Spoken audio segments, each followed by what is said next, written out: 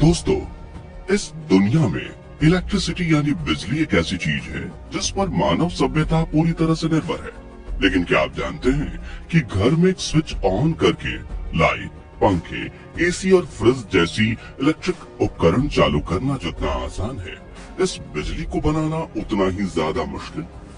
अब वैसे तो बिजली बनाने के लिए दुनिया भर में thermal, nuclear, hydro, wind, solar और बायोमास जैसे कई तरह के पावर प्लांट मौजूद हैं। मगर आज भी पूरे भारत की 75% बिजली सिर्फ कोयले से चलने वाले थर्मल पावर प्लांट में ही बनती है। और आज की इस खास पेशकश में हम जानेंगे कि आखिर कोयले से बिजली कैसे बनती है और फिर उसे बड़ी बड़ी तारों के जरिए हमारे घर तक कैसे पहुंचाया जाता है। लेकिन उसके पहले नए दर्शक जल्दी से चैनल को सब्सक्राइब करके पास वाली घंटी जरूर बजा दीजिए। दोस्तों, बिजली बनाने के लिए जिस चीज का सबसे ज्यादा इस्तेमाल किया जाता है वो है कोयला। और भारत सरकार के कोयला मंत्रालय के मुताबिक देश में 75% बिजली का उत्पादन कोयले से चलने वाले पावर प्लांट से ही होता है। इन पावर प्लांट्स के लिए एक बड़ी जगह की जरूरत होती है जहां पानी की आपूर्ति के लिए एक रिजर्वायर भी बनाया जा सके।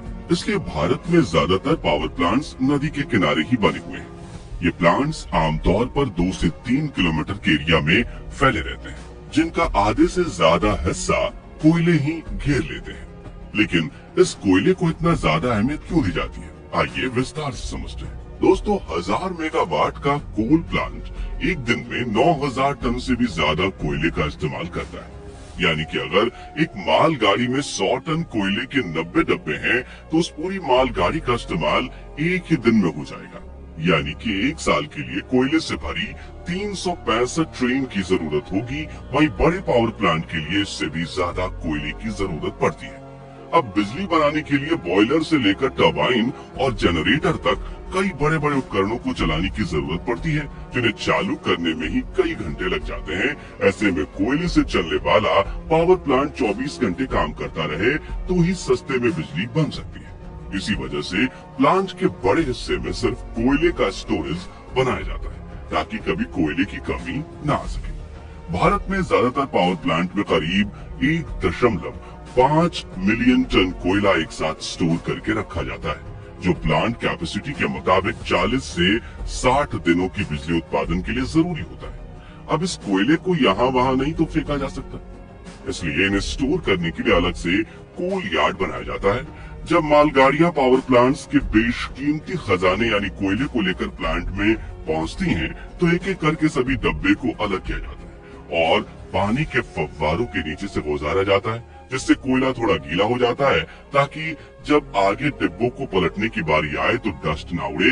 इसे प्री वेटिंग प्रक्रिया के नाम से भी जाना जाता है। यहाँ बता दें कि डस्ट ना उड़े, इसी वजह से प्लांट में स्टोर हुए कोयले को रोजाना भिगोया जाता है। खैर, अब गीले कोयले वाले उन सभी डिब्बों को बारी बारी से एक निर्धारित जगह पर लाया जाता है, जहाँ एक मशीन उन्हें उठाकर पूरा ही पलट देती है, जिससे उन डिब्बों का सारा कोयला कोल यार्ड में नीचे लगातार घूम रहे कन्वेयर बेल्ट पर गिरता रहता है, जो इन्हें आगे ले जाकर स्टोरेज में पटक देते हैं। रेलगाड़ियों के डिब्बों को खाली करने वाली इस मशीन को वैगन चिपलर के नाम से जाना जाता है। अब इस कोयले को फिर से कन्वेयर बेल्ट की मदद से जरूरत के अनुसार बाउल मशीन में भेजा जाता है, जो इन छोटे मोटे पत्थरों के रूप में एक दूसरे से चिपके कोयले को क्रश करके पाउडर का रूप दे देती है। जी हाँ, ये वही चारकोल पाउडर होता है जो बड़ी बड़ी कंपनियां साफ सूफ करके मार्केट में ब्यूटी प्रोडक्ट्स के रूप में बेचती हैं। कोयले को पाउडर में बदलने से इनका सरफेस एरिया बढ़ जाता है, अशुद्धियां अलग करने में सहायता मिलती है और पाउडर फॉर्म में ये ज्यादा अच्छे से जल पाता है।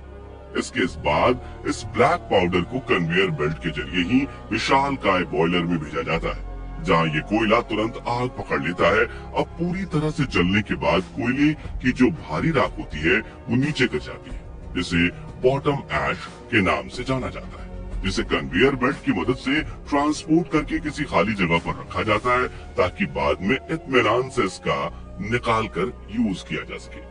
वही जो हल्की राख होती है वो ऊपर उठती है। इस राख को फ्लाई ऐश कहा जाता है और इसे चिमनी के जरिए फिल्टर करके वातावरण में छोड़ दिया जाता है। इस तरह पावर प्लांट में सबसे अहम भूमिका निभाने वाले कोयले का काम खत्म हो जाता है। लेकिन अब भी बिजली बनाने का 50% काम बाकी है। अब कोयला जलने की वजह से जो आग बनी थी वो बॉयलर से होते हुए उस सेक्शन में पहुंच जाती है जहां काफी ज्यादा वाटर ट्यूब्स होती हैं जिनमें पानी भरा रहता है। ये सभी ट्यूब्स हीट करके पानी को स्टीम यानी भाप में बदल देती है। अब जब ये स्टीम सुपर हीट हो जाती है तो पाइप का आगे वाला हिस्सा खोल दिया जाता है, जिससे स्टीम उन्हीं पाइप से ट्रेवल करते हुए आगे पहुंचती है। यहाँ गौर करने वाली बात यह है कि स्टीम और आग के साथ डील करने वाले इन पाइप के अंदर और बाहर दोनों तरफ इंसुलेशन की लेयर लगी होती है ताकि भाप का तापमान ट्रेवल करते वक्त घट न जाए। दोस्तों, अब हम भाप को लेकर पावर प्लांट के उस हिस्से में पहुंचे जिसके बिना बिजली बनाना नामुमकिन है। जहां हम बात कर रहे हैं टरबाइन की, जो पाइप से निकले स्टीम यानी हाई प्रेशर वेपर की मार खाते हुए तेजी से घूमने लगती है। इस दौरान टरबाइन की ब्लेड भाप की ऊष्मा और दबाव को अपने ऊपर ले लेती है, जिससे धीरे धीरे स्टीम ठंडी होने लगती है।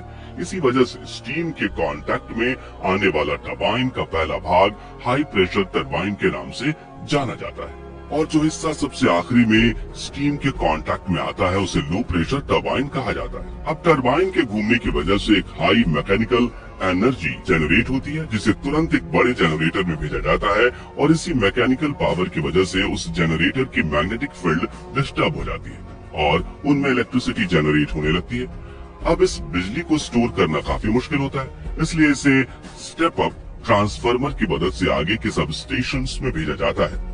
अब यहाँ साधारण ट्रांसफार्मर की जगह स्टेप अप ट्रांसफार्मर का इस्तेमाल इसलिए किया जाता है क्योंकि ये बिजली का वोल्टेज बढ़ा देता है ताकि ट्रेवल करने के दौरान ज्यादा पावर लॉस ना हो। ये ट्रांसफार्मर बिजली की जरूरत के हिसाब से 7200 से लेकर 3,45,000 वोल्ट के एक्स्ट्रा हाई वोल्टेज के साथ सप्लाई कर सकते हैं। अब ये बिजली कुछ 100 से 1000 किलोमीटर लंबी तारों से होते हुए आपके इलाके में पहुंचती है, जहां स्टेप डाउन ट्रांसफार्मर इनकी वोल्टेज कम करके आपके घर 220 या 240 वोल्ट की बिजली भेजते हैं, और स्विच ऑन करते ही ये बिजली आपके लाइट पंखों तक पहुंचती है, जिसकी मदद से वो आपके घर को चमकदार और हवादार बना देती है। अब आपके घर में तो बत्तियां जल गई, लेकिन हमें एक बार फिर से पावर प्लांट में चलना होगा क्योंकि वहाँ एक और इम्पोर्टेंट प्रोसेस बाकी है, और ये प्रोसेस है स्टीम को ठंडा करके फिर से पानी में बदलना ताकि उसका फिर से इस्तेमाल किया जा सके। इसके लिए प्लांट की कैपेसिटी के मुताबिक 1 से लेकर 10 कूलिंग टावर हो सकते हैं। तो टरबाइन में अपना काम पूरा करके स्टीम पाइप से ट्रेवल करके इन बड़े बड़े कूलिंग टावर्स में पहुंचती है, जहां ये स्टीम ठंडी हवा के कांटेक्ट में आती है, जो इसे ठंडा करके पानी में बदलती है और खुद इस हीट को लेकर टावर के ऊपरी सिरे से वातावरण में मिल जाती है। बता दें कि कूलिंग टावर से निकल रही गर्म हवा में कोई केमिकल या अशुद्धियां नहीं होती। इस तरह कोयले से बिजली बनने की प्रक्रिया खत्म होती है। हालांकि ये प्रोसेस सुनने में जितना आसान है, असल में उतना ही मुश्किल है, क्योंकि बॉयलर में जलती हुई आग से लेकर सुपर हीट स्टीम को संभालना काफी बड़ा चैलेंज है, और यहाँ एक छोटी सी गलती भी पूरे पावर प्लांट को तबाह कर सकती है। तो दोस्तों, आज के लिए बस इतना ही। अब आप कमेंट्स में बताइए कि आप हर महीने बिजली पर कितने पैसे खर्च करते हैं। वीडियो अच्छा लगा हो तो इसे लाइक और शेयर कर दीजिए, और ऐसे ही इंफॉर्मेटिव वीडियोस देखते रहने के लिए चैनल को सब्सक्राइब करके पास वाली घंटी जरूर बजा दीजिएगा। धन्यवाद।